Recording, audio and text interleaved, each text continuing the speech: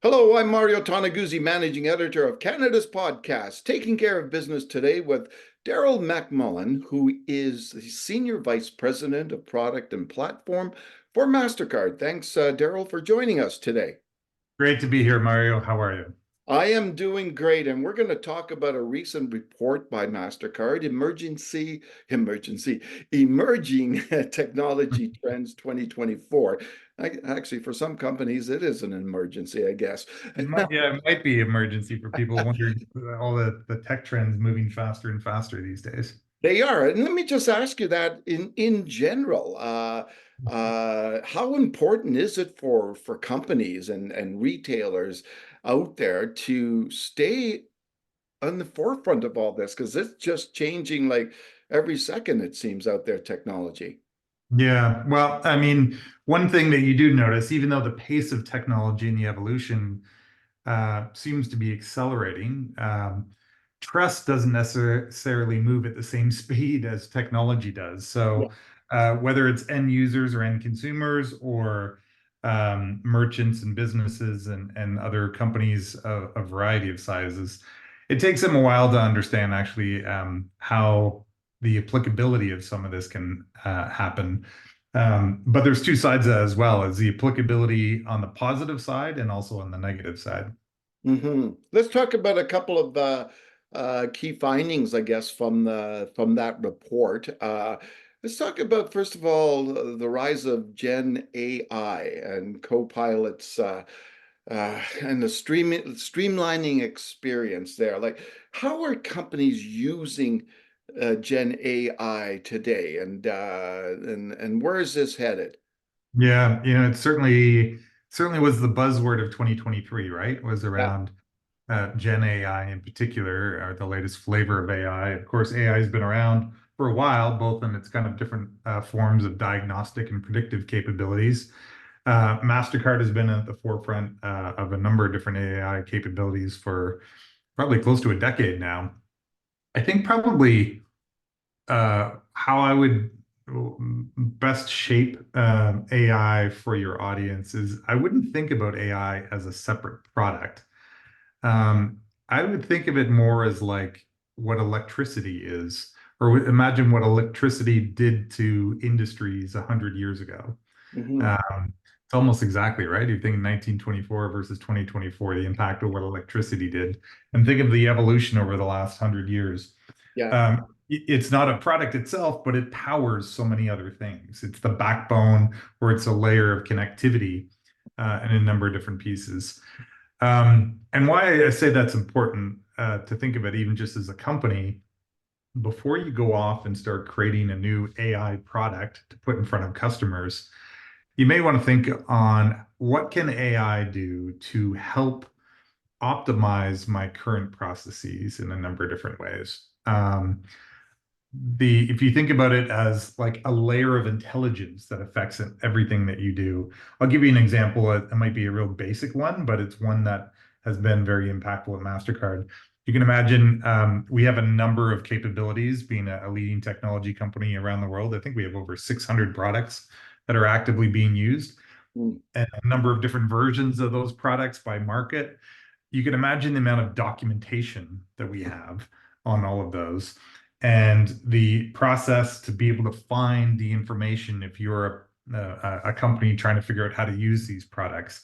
Having a tool like Gen AI, not only to find the content much faster than traditional search engines, but to be able to decipher it and have a conversation back and forth and a dialogue to get to better problem solving is a much more efficient experience of being able to do something. Translate that to kind of the consumer world. Let's think of a couple of industries that have changed quite a bit over the last little while. Think of travel. If we Mm. go back 20 years ago, 20, 25 years ago, everyone still used a travel agent. And there was a very personal service. You may have had a catalog, but you had a travel agent that did all your booking. Along comes the internet, and it becomes a self-service experience. And it gets to the point where actually people get incredibly overwhelmed with all of the options, whether that be flight options, packages, and the like. It ends up becoming a bit of a tedious task. I Hmm. actually think there's going to be a renaissance in let's call it maybe a more of a virtual travel agent, but using Gen I.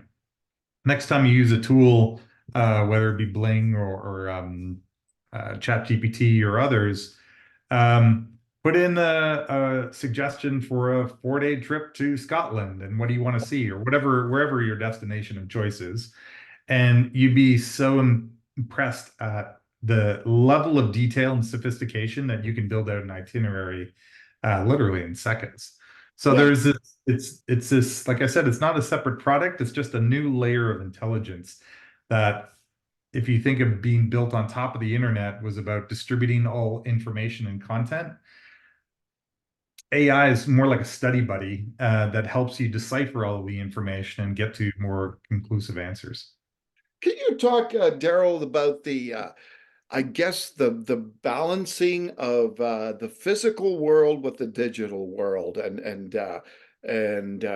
you know, how important is it for companies to have both, as opposed to, say, weighing heavily on one side as opposed to the other?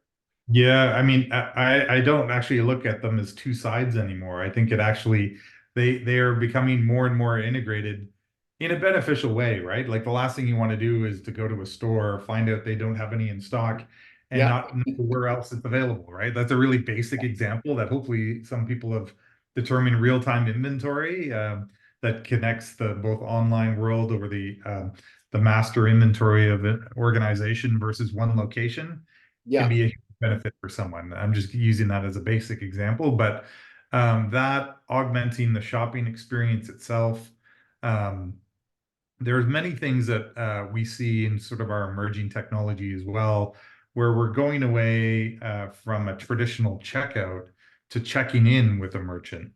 And by using some of the more advanced technologies like biometric and authentication, you can be in a store experience there's a variety of benefits that you can yeah, start thinking about. Let me give you another example. You may bank with the same bank for 20 years, and yet you walk into a branch and they have no idea who you are, sadly, right? For the most part. Wouldn't it be great that as you are entering an experience, whether that be at a branch or a store or some other location of business, that they're able to identify who this person is in a much more robust manner up front. How that means, how that changes things like real-time loyalty, real-time different engagement. Um, so you can augment the experience between, hey, I was just looking for something online, or they know your preferences, or they know that you're a loyal customer, you've been around a long time, not just someone who's brand net yeah, new walking off the street.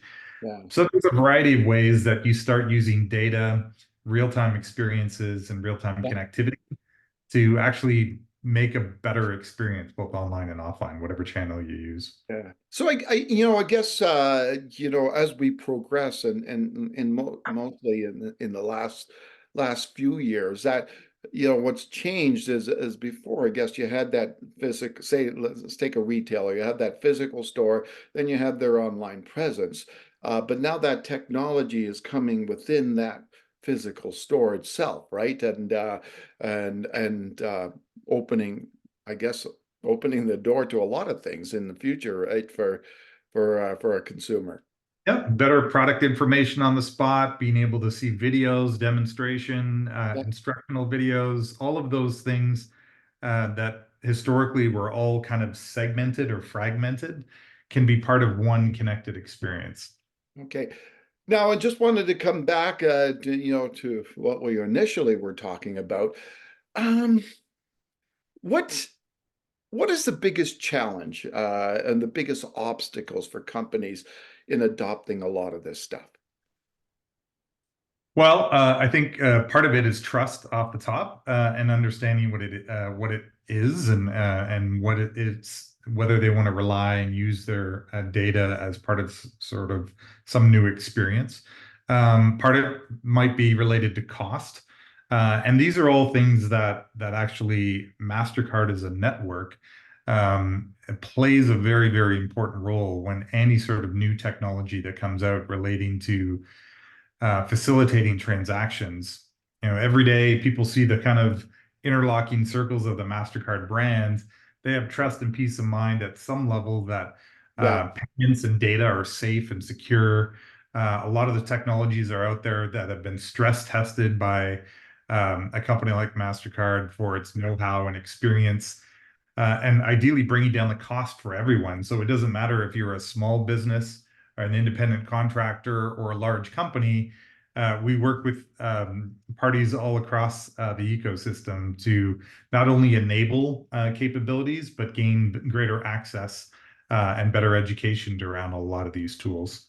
Another area that's specific around that is fraud, right? As we know, and we talked about AI earlier, AI can be used for good and bad, Yeah. because not only do we have access to the AI, but so do a lot of fraudsters and bad people. So things like deep fakes, romance scams, a lot of other sort of um, impersonation type of exercises. Canadians are becoming, falling victim to or being attempted to be victims on a daily basis in many ways, whether it be through SMS or email or many other channels. So there's an important role that we can play with technology partners and with merchants to be able to help strengthen the verification of both customers and of merchants to verify people are who they say they are. All right. Super. Well, thanks very much, Darrell, for joining us today. No problem. You can read this report online on the Mastercard website, and happy to answer any of your questions ongoing. All right, wonderful. That was Darrell MacMullin, who is Senior Vice President of Product and Platform for Mastercard. I'm Mario Toneguzzi, Managing Editor of Canada's podcast, Taking Care of Business Today. Thanks for joining us.